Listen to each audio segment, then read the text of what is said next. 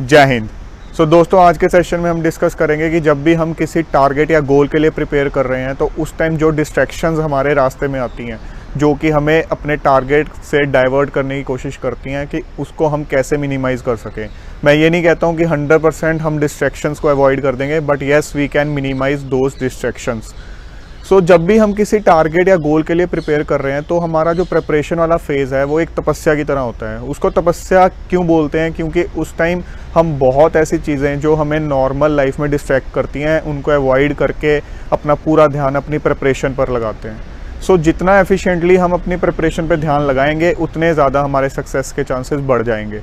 Preparation का जो time होता है वो सेल्फ कंट्रोल डेवलप करने वाला टाइम होता है। उस टाइम वो त्याग का टाइम है। जितना ज़्यादा आप सेल्फ कंट्रोल कर लोगे, जितनी ज़्यादा जो चीज़ें आपको डिस्ट्रैक्ट कर रही हैं उनको त्याग दोगे, उतने ज़्यादा आपके सक्सेस के चांसेस बढ़ जाते हैं। Firstly understand one thing, distractions are of two types. एक तो वो डिस्ट्रैक्शंस हैं जो कि आपकी किसी बैड हैबिट से रिलेटेड हैं, जिससे आप खुद भी दुखी और आपको पता है this is a bad habit, तो वो एक अलग चीज़ है। उससे आपको कैसे बाहर आना है, how to get rid of that bad habit, उसके रिगार्डिंग हम अलग सेशन में डिस्कस करेंगे।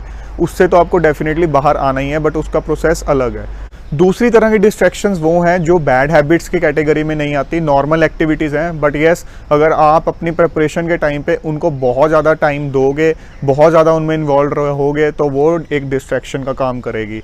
फॉर एग्ज़ाम्पल, आप सोशल नेटवर्किंग पे बहुत ज़्यादा एक्टिव हो, तो सोशल नेटवर्किंग करना कोई बुरी बात नहीं है, बट येस जब आपका प्रिपरेशन का टाइम है तो उसमें ओवर एक्टिव रहोगे तो वो एक आपके लिए डिस्ट्रैक्शन का काम है कि आपका ध्यान हर वक्त उसमें लगा रहता है। लाइकवाइज आपकी कोई हॉबी है तो हॉबी कभी भी छोड़नी नहीं चाहिए, बट येस प्रिपरेशन टाइम पे उसको आप एक लिमिट में रखोगे। अगर आप अपने प्रिपरेशन टाइम में भी अपनी हॉबी की वजह से डिस्ट्रैक्टेड रहते हो, हर वक्त आपका ध्यान उस हॉबी में लगा रहता है, तो डैट मीन्स आप कहीं ना कहीं डिस्ट्रैक्ट हो रहे हो। तो आज के सेशन में हम ये डिस्कस करेंगे कि क्या ऐसी टेक्निक है जिससे कि हम इन चीज़ों से डिस्ट्रैक्ट ना हो और अपनी प्रिपरेशन या अपने किसी भी गोल के लिए जो हम प्रिपेयर कर रहे हैं वो एफिशिएंटली प्रिपेयर करें। अब आप एक फंडा समझो डिस्ट्रैक्शन से बचने का। फंडा ये है कि जो चीज़ें भी नॉर्मल एक्टिविटीज़ के कैटेगरी में आती हैं, जो कि बैड हैबिट्स की कैटेगरी में नहीं आती हैं, उनको आपको पूरी तरह नहीं छोड़ना है, even during your preparation phase. जब हम किसी चीज़ को पूरी तरह छोड़ देते हैं और वो चीज़ कहीं ना कहीं हमारे इंटरेस्ट से रिलेटेड हो या हमें पसंद हो वो चीज़ करनी, तो डेफिनेटली वो चीज़ हमें डिस्ट्रैक्ट करेगी। एक चीज़ अपने माइंड में बिठा लो कि उन चीज़ों को हमें लिमिटेशन में रखना है, एक मिनिमाइज्ड वे में उन एक्टिविटीज़ को करना है, बट हमें पूरी तरह उन एक्टिविटीज़ को नहीं छोड़ना है।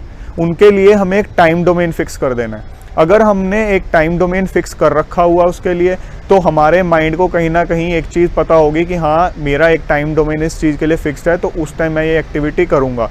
बट अगर आपको होगा कि ये एक्टिविटी मैंने करनी ही नहीं है, तो डेफिनेटली वो चीज़ आपको कहीं ना कहीं डिस्ट्रैक्ट करेगी। क्योंकि वो एक्टिविटी एक बुरी एक्टिविटी नहीं है, तो डेफिनेटली हम कर सकते हैं, लेकिन मिनिमाइज्ड वे से करेंगे, एक लिमिटेशन में करेंगे, एक टाइम डोमेन फिक्स करके करेंगे। हम एक सिंपल एग्जांपल के साथ समझते हैं। मान लो कोई इंसान है, वो किसी एग्ज़ाम की प्रिपरेशन कर रहा है। अब उस इंसान को सोशल नेटवर्किंग भी पसंद है, उसको फ्रेंड्स के साथ आउटिंग भी पसंद है, फैमिली के साथ घूमना भी पसंद है, अपार्ट फ्रॉम डैट उसको फिटनेस का भी शौक़ है और उसकी हॉबीज़ भी हैं। तो अगर अब हम ये कहेंगे उस इंसान को कि अब आपका प्रिपरेशन का टाइम है, तो अब सब कुछ चीज़ें भूल के सिर्फ और सिर्फ पढ़ाई करनी है और उसके अलावा कुछ नहीं करना है, तो कुछ दिन तो वो किसी तरह कर लेगा। उसके बाद ये सब चीज़ें उसको डिस्ट्रैक्ट करेंगी ही करेंगी। डिस्ट्रैक्शन उस केस में ऐसे डिफ़ाइन होगी कि जब वो पढ़ रहा होगा तो उसके माइंड में इन चीज़ों के रिगार्डिंग ख्याल आएगा कि यार मैं पहले ये चीज़ें कितनी इन्जॉय करता था, ये एक्टिविटीज़ कितनी इन्जॉय करता था, प्रिपरेशन के टाइम पे ये सब चीज़ें छूट गई हैं मेरी। ये क्यों आ रहा है? क्योंकि आपने टोटली उस डोमेन को उसकी लाइफ से बाहर निकाल दिया है। हमने ऐसा नहीं करना है, उन चीज़ों को भी थोड़ा थोड़ा डोमेन देना है। फॉर एग्ज़ाम्पल, सोशल नेटवर्किंग का शौक़ है, तो आप एक डोमेन रख लो कि हाँ मेरे को दिन में इतने मिनट जो है सोशल नेटवर्किंग को देने हैं। जब मैं पढ़ रहा हूँ तब मैं अपना मोबाइल अपने पास बिल्कुल भी नहीं रखूँगा। अपार्ट फ्रॉम दिस, कुछ टाइम दिन में आपको फिटनेस को भी देना है, तो आपने एक डोमेन फिटनेस के लिए भी फिक्स कर लिया है। उसके अलावा वीक में आप एक दिन ऐसा रखो जिस दिन आप फ्रेंड्स या फैमिली के साथ आउटिंग करने जाओगे, तो वो आपकी वीकली ब्रेक भी हो जाएगी और आपको उस दिन की एक्साइटमेंट भी रहेगी और आपको ऐसा बिल्कुल भी नहीं लगेगा कि मैंने प्रिपरेशन की है तो मेरी आउटिंग जो थी वो बंद हो गई है। ठीक है, कंपैरेटिवली कम हो जाएगी, बट बंद नहीं हुई है। लाइकवाइज आपकी कोई हॉबी है तो उसको भी थोड़ा सा टाइम दो। तो बेसिकली बात है क्या कि बात ये है कि आप जब पढ़ रहे हो तो पढ़ने के टाइम पे आपने बाकी सारी चीज़ों को एक साइड रखना है, उन डोमेन्स को इंटरमिक्स नहीं करना है। जब आप फिटनेस की तरफ ध्यान दे रहे हो तो उस टाइम आपने अपनी पढ़ाई की टेंशन नहीं लानी है कि मेरा अभी सिलेबस का ये नहीं हुआ वो नहीं हुआ। उस टाइम पढ़ाई एक डिस्ट्रैक्शन है आपके फिटनेस वाली एक्टिविटी में, या हॉबी भी परस्यू कर रहे हो तो हॉबी के टाइम पे अगर अपनी पढ़ाई के बारे में सोच रहे हो तो पढ़ाई एक तरह से डिस्ट्रैक्शन होगी आपके उस डोमेन के लिए। तो बेसिकली आपको कुछ एक डोमेन्स डिफाइन करने हैं, पढ़ाई का डोमेन, फिटनेस का डोमेन, हॉबी का डोमेन, फ्रेंड्स या फैमिली के साथ अगर आउटिंग का शौक है उसका डोमेन, आपके सोशल नेटवर्किंग का। इन डोमेन्स को डिफाइन कर दो, इनके लिए प्रायोरिटीज सेट कर दो, प्रायोरिटीज़ के हिसाब से इनकी टाइमिंग सेट कर दो और उसके हिसाब से अपने टाइम टेबल बनाओ और उस हिसाब से अपना पूरा जो दिन है उसको यूटिलाइज करो। इस वजह से आपको कोई डिस्ट्रैक्शन नहीं होगा, क्योंकि आपको पता है कि हाँ जो एक्टिविटीज़ मुझे पसंद हैं वो मैं परस्यू कर रहा हूँ और साथ में अपनी प्रिपरेशन भी कर रहा हूँ। ऑलवेज रिमेंबर, डिस्ट्रैक्शंस तभी आती हैं जब हम अपने आप को बहुत ज़्यादा बाउंड कर लेते हैं।